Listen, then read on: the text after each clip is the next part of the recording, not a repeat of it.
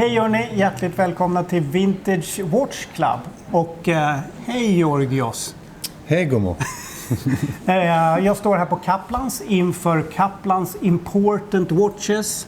21 maj så är det auktion. Och jag har fått välja ut lite godbitar från auktionen. Och förutom de här så finns det ju andra saker som jag har inte plockat med mig. Det finns Royal Oaks, det finns Nautilus. Det är fullsmetat med grejer. Men jag går ju på lite mera vintage-prylar. Jag har märkt det. Ja, så det är därför vi är här. Och vi sparar det bästa till sist. Jag har plockat ut en riktigt härlig Submariner som jag tänker att den där blir fin till grillningarna i sommar och brygghänget. Och kronografer, dykarklockor. Och jag tänkte börja med en så här, superklassiker. Omega Seamaster 300. Omega Seamaster kom ju 48. Dykarvarianten 300 med vridbar bezel kom 57 samtidigt som Speedmastern. Vad tänker du om de här sköningarna? Jag tycker de är otroligt charmiga och känns väldigt relevanta storleksmässigt och även utseendet. Man ser ju att de har många av de nya klockorna som de har tagit mycket från den designen också. Jag gillar ju jättemycket länken på den här. Känner du igen den i någon ny klocka idag? Alltså det ser ju precis ut som nya Speedy-länken. Exakt. Jag tycker det är det snygga med den nya Speedmastern är ju den här länken. Så att, den här är fantastiskt häftig. En vintage men ändå liksom modernt stuk på något sätt. Det är ju Speedmaster-boetten kan man säga. De har ju tagit det från den. Det är ju väldigt typiskt Omega. Nu kör ju med de har ju haft alla Seamaster 300 den moderna Seamaster 300 har ju också den här designen. Men jag tycker det som karaktäriserar den här är ju att det är så mycket lysmassa. Det blir så liksom snyggt också med ringen. Så, ja, glasringen, alltså vridringen, det är ju något aluminium, så är det färgat vid 10, 20, 30, 40, 50 och sen är det överlagt med något fint härligt plastmaterial. En del säger att det är bakelit, men därom tvistar nördarna helt enkelt. De är ju superhärliga. Jag provar. Ja, men för det är ju som du säger, den är ju relevant. Ja, det är verkligen. Modern storlek, det är mitten på 60-talet. Ändå så känns den ju men liksom som modern. Ja, absolut. Och jag skulle ju lätt vilja ha en sån jämfört med en ny. Alltså, speciellt när den är så här fin och så udda. Så det ska bli kul att se vad den kommer gå för. Men, otroligt charmig. Bra val. Nej, jag håller med. Jag lägger den här bredvid mitt andra auktionsfynd som jag knep en facit. De är lite lika faktiskt. Man ser var de har fått inspiration ifrån. Ja, men precis. Ja, men det är ju verkligen så. Den här klockan har ju inspirerat. Och den är otroligt charmig med istället för kronskydd så går den ut lite grann boetten. Grymt härlig. Så checka in den. Vad hade vi för nummer på den? Nummer 2 är det. Ja, nummer 2. Alltså, jag blir alldeles till mig. Nej, men det är så roligt. Nej, men jag vill ju liksom så här klämma och köra med alla. Men här har vi en gammal Heuer-kronograf. Och vi pratade om den lite grann innan. Jag hade missat det. Men Georgios tipsade mig om proveniensen. Jag trodde det var det som gjorde att du valde ut den. Inte för att det är klart det är en häftig klocka. Men jag tänkte att Gummo, han har också läst på. Ja, nej, jag hade faktiskt inte gjort det. Jag kan definitivt hänvisa att ni läser den. För den är superhäftig. Ja, jag läste den lite snabbt. Asrolig story och det finns urklipp. Det är sonen till han som ägt den här. Han som ägde den här var med i svenska flygvapnet. Under en övning på 40-talet så kraschade han. sköt sig ut tillsammans med en annan i besättningen. Ja, innan han kraschade sköt han ut sig. Just det. Han sköt ut sig och allt det här finns väl dokumenterat. Allting ligger, alla de här dokumenten ligger på Kaplans hemsida, så gå in och kolla. Till och med tidningsartiklar också som bekräftar det här. Yes. Så det är rätt häftigt med vad som händer med fallskärmen och vilken klubb man hamnar i efteråt. Ja. Alla som räddas av en Irving Parachute hamnar automatiskt i The Caterpillar Club. Och den här klockan var alltså med då under det här.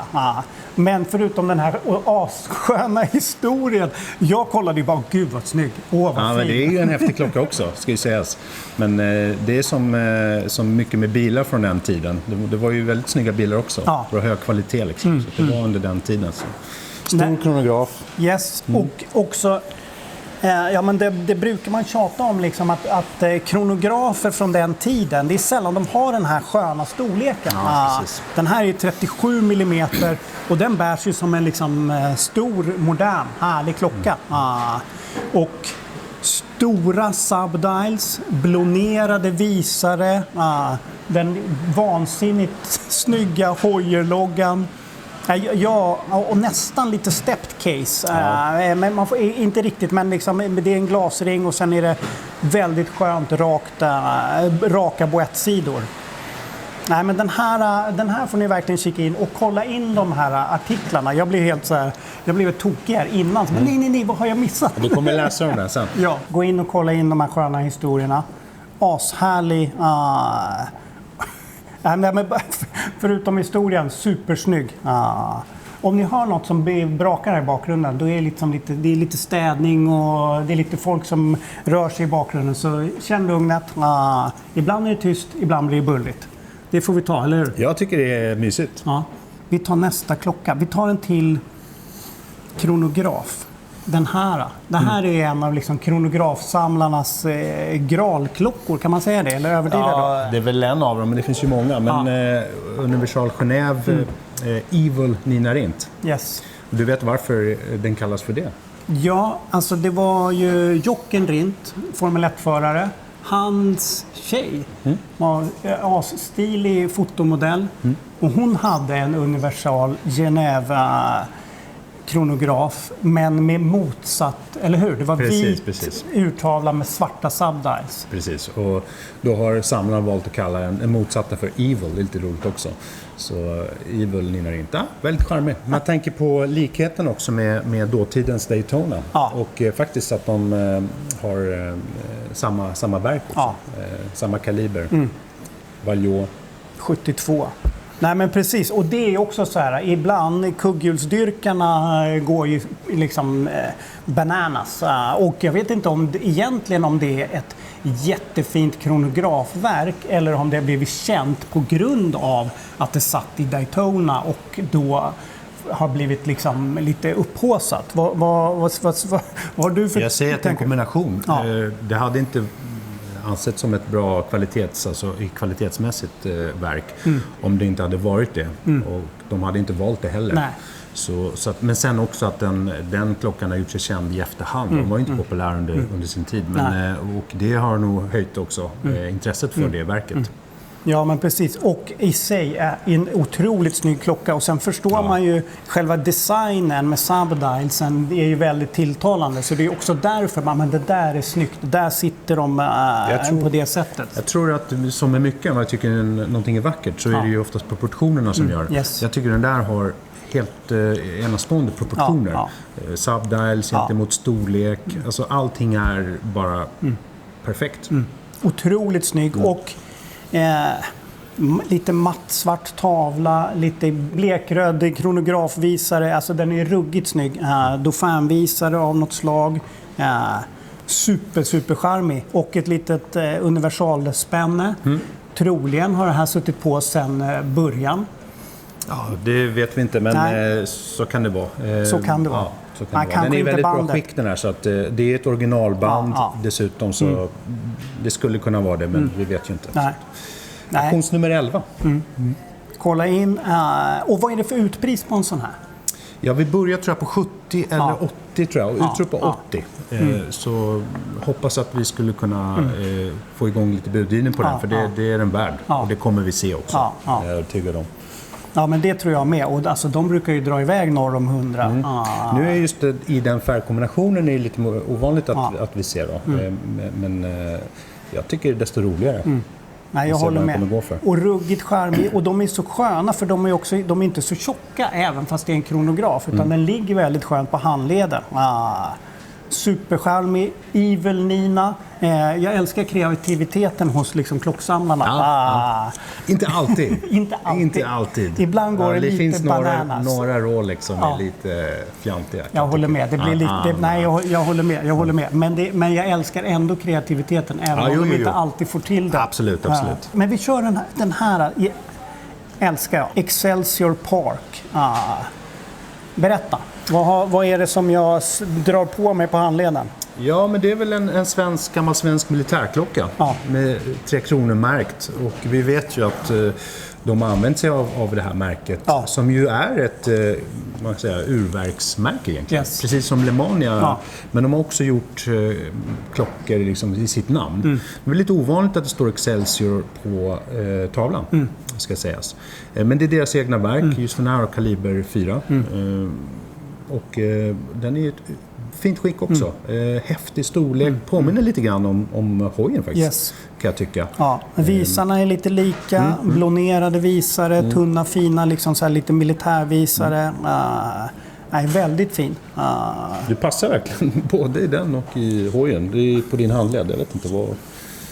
Ja, men alltså grejen är, jag älskar min gamla Speedy, men just när man kommer ner lite grann i storlek, alltså under 39, mellan liksom 36 och 39 är sweet spot för mig. Jag tycker den här är jättefin. Alla klockor hittills har ju haft också plexiglas som du tittar på. Ja. Och så nu ser jag att det är faktiskt alla klockor du har valt har plexiglas. Ja. Så det du måste gilla det. Ja, nej, men jag gillar ju det. Jag gillar ju gammalt. Jag gillar ju plast och det är jag tycker det är fint. Ja, men ljuset faller på något annat sätt. Ja, det gör ju det. Du har helt rätt. Det är någonting med ljuset, hur det faller och så när det är just plexiglas. Jag håller med dig. Nej, men så att även om inte den här varit kronomärkt så hade ju det varit en grym klocka. Dels med urverket, men sen också jättefin layout, fin tavla, fina siffror, fina visare. Så att kolla in den, Excelsior Park. Den är auktionsnummer 58. Yes. Ja, vad ska vi ta nu då? Carrera. Och Carrera, när Jack Heuer tog över Heuer av farfar och farfars bröder, typ det första han gjorde, det var ju att skapa Carreran. Efter Panamericana Carrera, ett vansinnesracerlopp från gräns till gräns i Mexiko. Och folk dog som flugor under det här loppet. Och det tyckte han det var lämpligt lopp att döpa en klocka efter. Som dog ju all motorsport på den tiden. Så att det var ja. Men just där var det på vanliga vägar, så det var ju nog exceptionellt. På banor så fanns det ju på vissa ställen ändå avåkningszoner. Man körde Formel 1 och sådär. Men han gillade ju Formel 1 också. Ja, men precis. Och Carreran, alltså då kom den typ 63 eller något sånt där. Och den är ju, på tal om storlek, den är väl 35-36 eller något sånt där. Och vanligtvis så skulle jag säga att men det är lite kanske för en kronograf, för de brukar ju vara lite större. Men den här är ju asaskön. Verkligen, med kontrasten tycker jag också. Med vita subsekunden och svart, och så har du datumet på vänster sida. Igen proportionerna som gör det, tycker jag. Häftigt. Och absolut inte störande med storleken på något sätt. Nej, jag håller med. Och den där tavellayouten med sekundvisaren. Du har ett litet datumfönster som har stoppat in något landeromverk i den här. Lilla T-Swiss på tavlan. Det är också så här, det är så här små detaljer som verkligen gör att man, vad snyggt. Och sen är det också lite vridna bandhorn, inte som liksom Omegas rundar, utan lite rakare, lite kantigare former. Otroligt vass också. Om man tittar närmare på just den här, på det exemplaret, så är det ju otroligt välbevarat. Framförallt just den här kantigheten som försvinner om man polerar för många gånger och för hårt. Så att det tycker jag man ser väldigt tydligt. Ruggigt bra. Jättefin. Och jag köpte någon Carrera här för länge sedan. Alltså jag tycker också att det är en sån skön modell som drog igång 60-talet och också sparkade igång det nya Heuer-företaget på ett sätt. Jättefin. Där har vi auktionsnummer 9. Yes, kolla in den. Och auktionen, det är visning onsdag den 18 fram till auktionsdagen som är den 21 maj. Precis. Och auktionen börjar klockan 1 den 21. Man kan buda på nätet, men visst är det är live-auktion här. Ja, precis. Yes. Så att, kom hit, sitt och vifta med spadar. Det är jättespännande. Ofta blir det så att man rycks med lite grann. Men det är kul, det är mysig stämning. Och på tal om mysig, den här är ju för charmig. Och det är en Omega. Vad kallar man dem? Alltså jag brukar kalla dem där för kaliber 33. Som det är det kaliber. Det heter ju 33 Krono och sen jag kommer inte ihåg förkortningarna. Men det är ju den kalibern som samlarna uppskattar. Sen är det ju den här designen på kronografer som var från den tiden. Som ju är väldigt speciella. Storleken och sen också layouten med de här skalorna. Telemeterskala, takymeterskala och att de såg ut på det här sättet. Och falsation, så alla tre. Ja, precis. Och att de har det är olika färger också. Det finns väldigt många olika varianter hur de har tryckt tavlorna på de här olika sätten och också färgkombinationerna. Och sen också hur de har åldrats. Med det radium som har funnits i tavlan har gjort att de har liksom åldrats på olika sätt. Nej, men de är ju, Omega gjorde ju den här Chronoscope där de har tagit de här layouten och gjort en ny utgåva som kom under förra året. Som också har då, alltså så att om man verkligen man täcker in alla olika upptänkliga liksom användningsområden med pulsations, telemetre och tachyskala. Jättecharmig och också återigen storleken. Den stora nojan för oss liksom. Vi har proveniens på den här, tillhörde familjen Bolinder, och det finns att läsa också den proveniensen om Bolinder, traktorn.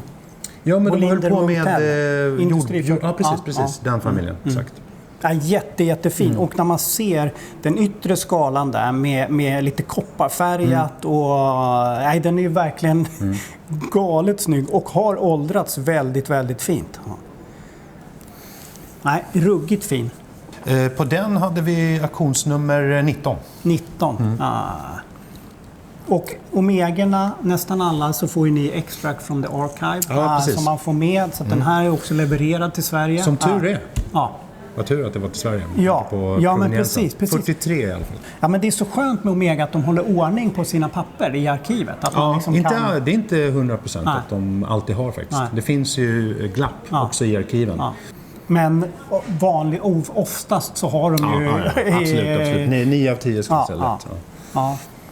Ja, men nu har vi nästan kommit fram till...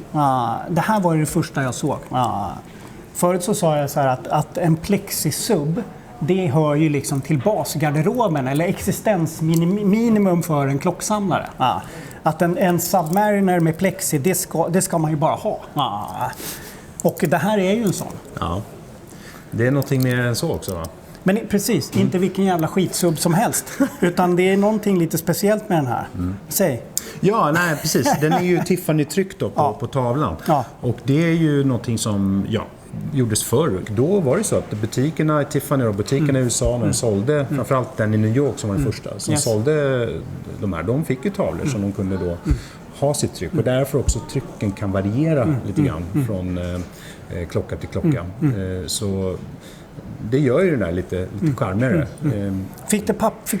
Har du papper på att den är satt ifrån? Däremot stämmer ju historien. Den som har lämnat in den, hans pappa jobbade i USA och importerade bilar, amerikanska bilar.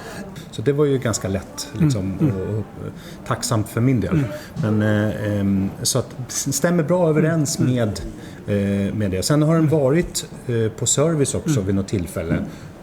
Och då, där finns ju också ett sätt att de kan då, om man inte känner att det stämmer. Att det kan flaggas redan där. Yes. Så man kan aldrig vara 100% säker. Så är det. Och det Men finns, nästan. Ja, alltså Rolex kommer aldrig skicka något utdrag som Omega gör på en klocka. I alla fall vad jag vet.